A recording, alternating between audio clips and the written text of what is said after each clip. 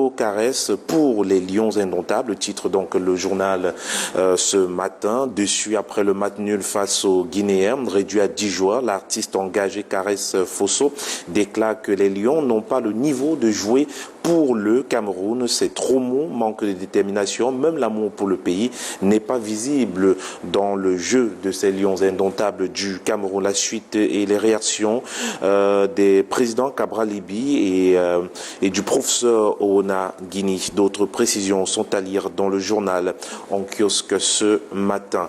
Et ce matin, un autre sujet est également au rendez-vous. Il s'agit du journal La Voix du consommateur qui s'intéresse donc à un sujet autour du président Paul Biya. En tout cas, il s'agit d'une lettre ouverte au chef de l'État. S'il y a hausse, on descend dans la rue. Voilà donc une déclaration que l'on peut lire à la une du journal ce matin. Eh bien, les regroupements d'associations des consommateurs et les représentants de la société civile viennent de saisir le président de la République pour lui faire part de leur opposition à toute éventuelle hausse des prix des produits pétroliers. Pour ces leaders du mouvement consumériste,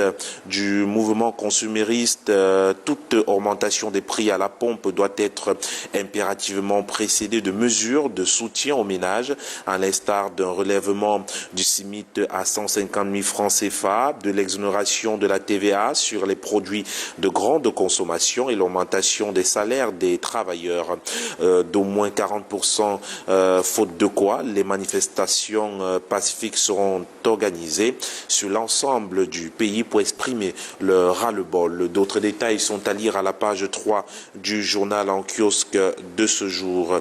Eh bien, on parle également de cette Coupe d'Afrique des Nations Côte d'Ivoire dans ce journal, juste au bas de sa une. Le journal s'intéresse à ce parcours du combattant Gando Piquet à Yamoussoukro. Il est urgent que le ministre des Sports le prenne en charge avec toute sa troupe.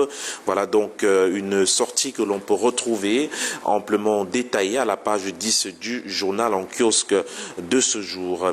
Eh bien, le même journal ce matin nous parle des Focacco Award Acte 8. La cérémonie de récompense est prévue donc pour le 15 mars prochain.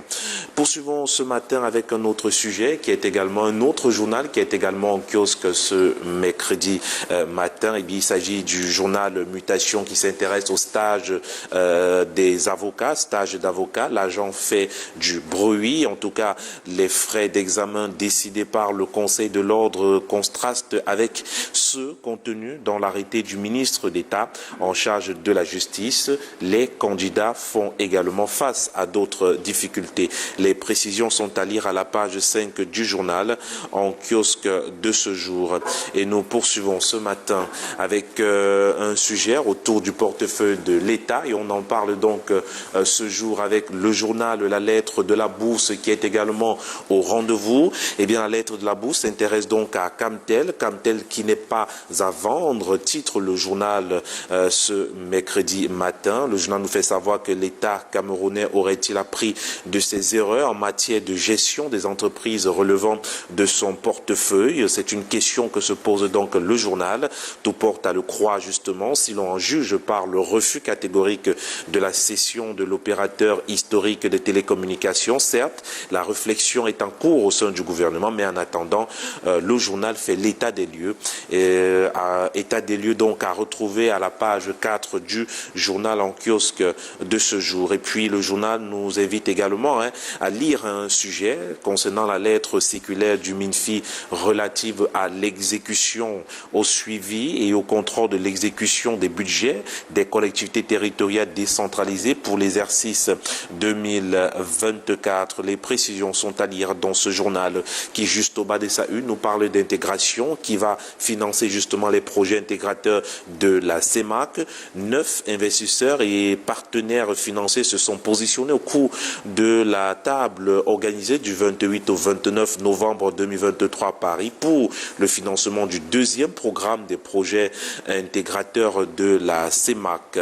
Eh bien, plusieurs autres sujets sont à retrouver dans le journal, tout comme ses perspectives économiques, l'espoir malgré la grisaille en zone CEMAC. Eh bien, le conflit russo-ukrainien ukrainien. Les tensions géopolitiques entre les États-Unis et la Chine entretiennent une réflexion, du moins une inflation forte qui détériore le pouvoir d'achat des consommateurs, le resserrement des conditionnalités d'accès au financement international et un contexte sociopolitique interne fragile justifierait d'autant plus la marge de manœuvre des États. D'autres détails sont à lire à la page 29 de ce journal en kiosque ce jour. Quittons donc le journal La Lettre de la Bourse pour s'intéresser au journal Le Témoin qui, ce mercredi, nous parle de cette couverture santé universelle qui se porte à merveille selon le journal. Halte donc à la cabale. Depuis quelque temps, une certaine presse aux ordres tente impuissamment de noircir le travail abattu par le ministère de la Santé publique en s'attaquant tout simplement à la couverture santé universelle. Peine vaine, s'exclame donc le journal à sa une ce jour. Et puis le même journal, juste toujours à la une, s'intéresse à ce budget 2024. Vous le voyez en image, eh bien, le ministre des Finances, Louis-Paul Motazia, a présidé du côté de Marois la cérémonie de lancement des opérations sur le budget de l'État au titre de l'exercice 2024. Il est accompagné pour la circonstance par le ministre délégué à la présidence de la République chargé des marchés publics, Ibrahim Talba Mala. Les précisions sont contenues dans ce journal en kiosque de ce jour. Autre sujet à présent, les projets 2024 lancés à Douala. On en parle ce matin avec le journal L'Élite qui est également en kiosque ce jour. En procédant le 16 janvier dernier au lancement des projets du budget d'investissement public des régions du littoral et du sud-ouest dans le cadre de l'accélération des travaux en cours de réalisation et pour une meilleure consommation du budget 2024, le ministre de l'Habitat et du Développement urbain a instauré, aux meilleures consommations du budget, le ministre de l'Habitat et du Développement urbain a tout simplement instauré aux uns et aux autres quelques exigences qui permettront justement d'atteindre parfaitement les objectifs qui sont fixés au regard de ces projets de 2024. En tout cas, les détails sont contenus dans ce journal qui est en kiosque ce jour. Poursuivons donc ce matin avec un autre journal qui est également au rendez-vous. Le journal Cameroun Tribune nous parle bien sûr de cette rencontre du côté du Palais de l'Unité. Titre le journal, 2 hôtes de marque reçus donc par le président de la République. Le chef de l'État, Paul Biya, s'est tour à tour entretenu hier après-midi avec Alaté Tel, envoyé spécial du gouvernement britannique pour le sommet Grande-Bretagne-Afrique sur l'investissement prévu à Londres en avril prochain. Et Sylvie Baipo, Témon, ministre des Affaires étrangères et des Centrafricains de l'étranger, venu transmettre au chef de l'État la gratitude de son homologue Faustin Archange Touadéra pour tout le soutien apporté par le Cameroun à son pays. D'autres détails sont à lire à la page 2 du journal en kiosque ce matin. Marché du spectacle, on en parle donc juste au bas de une du journal Cameroun Tribune. Où sont passés les grands concerts? La question est donc posée depuis plusieurs années. La scène musicale en particulier et artistique en général se caractérise au Cameroun par la rareté des spectacles de stars nationales et internationales tout au long de l'année civile. Décryptage à retrouver dans ce journal. Poursuivons ce matin avec Éco Matin qui, ce jour, s'intéresse bien sûr à ces projections du Fonds monétaire international. On en parle donc avec le journal Éco Matin qui est en kiosque ce mercredi. Le journal nous rappelle que le Cameroun est dans le top 10 des pays les moins endettés. Le pays figure parmi les pays d'Afrique subsaharienne affichant les ratios d'endettement les plus en bas en 2024. Selon les projections du Fonds monétaire international, ce repli s'inscrit dans une tendance régionale marquée par des réformes visant la réduction des subventions aux carburants et une meilleure gestion des finances publiques. Le Fonds monétaire international explique que dans plusieurs pays de la région, des réformes sur la subvention aux carburants ont été mises en œuvre afin de créer un espace pour les dépenses de développement. Les détails sont à lire à la page 8 du journal Éco Matin en kiosque ce jour. Le soir, Triebdo est également au rendez-vous. Le journal s'intéresse à un autre sujet. On parle justement de l'usine de pied de Lokpanga. C'est à la une du journal Le Soir Le journal nous parle de cette matérialisation de la volonté présidentielle. L'opérationnel l'opérationnalisation très récente de l'usine de Lopanga, dont la mise en service du 4e groupe servira d'appoint pour permettre de couvrir les grands comptes, va fluidifier l'interconnexion entre les réseaux sud et est pour EDC. Le challenge est de répondre complètement à la demande du chef de l'État pour que, avant la fin de l'année 2024, tous les villages de l'Est soient électrifiés et qu'ils bénéficient de l'énergie de l'usine de pied qui sera couplée au soleil flottant. Les détails sont contenus dans ce journal. Poursuivons ce matin avec un autre journal, Camé Presse, qui est également au rendez-vous. Et le journal, à sa une, s'intéresse au textile. On parle de la SICAM. Va-t-elle fermer? Eh bien, c'est une interrogation qui occupe la une principale du journal en kiosque de ce jour. La cotonnière industrielle du Cameroun, en crise depuis plusieurs années, ne veut pas jeter l'éponge. Cette entreprise à capitaux publics veut réévaluer ses biens immobiliers à Douala et à Garoua pour éviter une dissolution. Les détails sont à lire dans ce journal en page 7. Et bien, le même journal, juste au bas de sa une, s'intéresse aux impôts sur les salaires. Le ministre des Finances met la pédale douce après justement la dure réaction des syndicats à la suite de nouvelles mesures gouvernementales. Le ministre des Finances, Louis-Paul Motazé, vient de demander aux entreprises de surseoir à l'application des dites mesures. On en parle avec le journal de ce mercredi, Camé Presse, qui est en kiosque. Terminons donc cette revue de presse avec un autre journal qui est également au rendez-vous, le journal Le Mirador, qui ce matin s'intéresse bien sûr aux activités des collectivités territoriales décentralisées. On va parler juste au sommet de une de ce journal, de ce monument Paul Biya du côté de Saint-Mélima, une initiative justement de l'initiative du maire Jean-Faustin Bécono, bientôt une sorte de réalité, on va le dire ainsi, selon ce journal Le Mirador, qui revient donc sur cette initiative en faveur du président Paul Biya. Ceux qui ont mis justement du temps sans venir du côté de Saint-Mélima sont surpris à l'entrée de la ville, du lieu Carrefour Meufort, de se trouver nez à nez avec une stèle qui cumule à près de 29 mètres de haut. Cette stèle, c'est le monument Paul Biya, cette œuvre mémoriale, la première du genre dans le pays, bien sûr, est une œuvre qui permet tout simplement de rendre hommage au président Paul Biya. Et bien sûr, puisqu'on parle du chef de l'État, le même journal nous invite à revisiter tout simplement le message du chef de l'État à la nation camerounaise. Le journal revient là-dessus amplement avec des détails qui permettront aux uns aux autres de mieux comprendre les consignes, du moins les dits du président de la République, son Excellence Paul Biya. Et c'est avec le journal Le Mirador, qui est en kiosque ce mercredi matin, que nous mettons un terme à cette revue de presse ce jour sur Canal 2 International. Voilà, merci à vous mon très cher Junior pour cette revue de presse. Oh mon Dieu, 7h13, Patricia Cailly. On va foncer en pub. On fonce à la pub et puis on revient pour continuer ce programme qui d'ailleurs ne fait que commencer. C'est la deuxième partie qui va s'amorcer.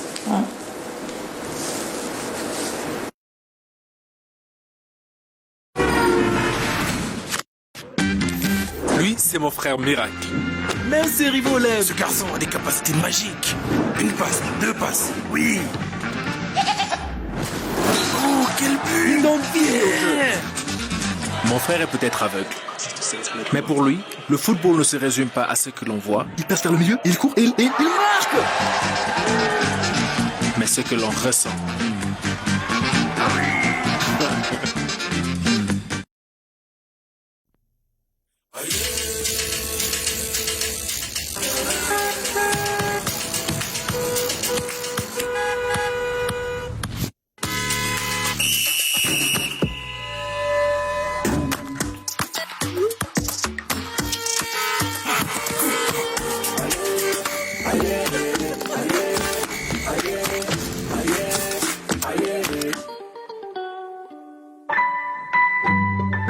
Orange.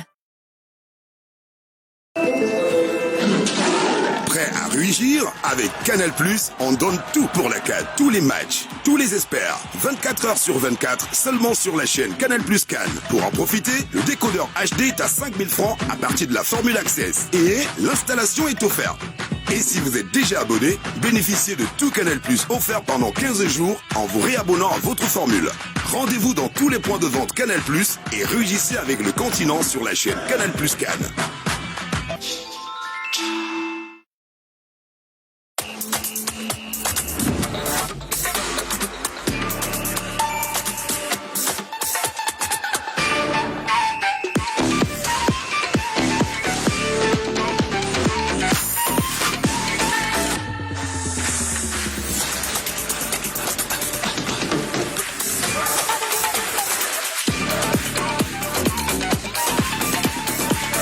Inscrivez-vous avec un code promo et recevez un cadeau de bienvenue. OneIsBet.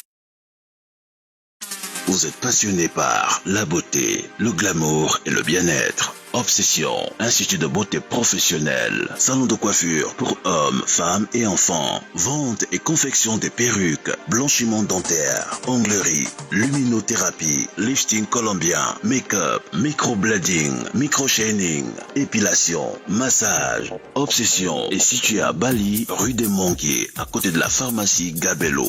Obsession, votre bien-être est notre obsession. Cominada, organisme de certification internationale. Employés, professionnels, gestionnaires, entrepreneurs, techniciens, investisseurs. Votre profil est réclamé au Canada. Inscription immédiate pour la rentrée de janvier, mai et septembre dans les universités prestigieuses au Canada. Cominada, investigation, vérification et assermentation de vos documents canadiens et étrangers. Contact Yaoundé et Likessono 677 71 78 84. Douala, dernier poton Kouloulou. Bafoussam, entrée de la ville à côté de UCB. Avec Cominada, c'est sûr. Ils ont fait confiance au jeu Cash à Gogo et repartent avec du cash. Le jeu Cash à Gogo s'est lancé avec des millions de francs CFA à se partager. Envoie vite Cash, C-A-S-H, par SMS au 8139 ou tape le dièse 044 étoile 1 dièse et tente de gagner. Les 2 millions de francs CFA peuvent être à toi. Cash au 81 39 ou tape le dièse 44 étoile 1 dièse. C'est 100 francs pour jouer chaque jour. Avec Canal 2, on gagne vraiment.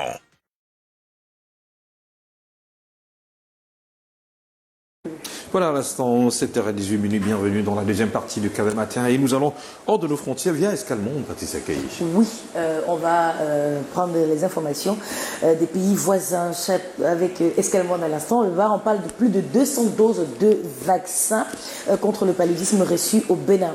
Et puis au Sénégal, la nationalité de Karim Wade fait débat en pleine validation des candidatures pour la présidentielle par la Cour constitutionnelle. Et pour ce qui est du 8 mars, rappelons-le tout simplement, c'est confirmé le combat de Francis Ngannou face à Anthony Joshua. Il était face à la presse du côté de Londres. Escalmonde ce matin, une autre signature de l'UPEJO et Calvin Tekam.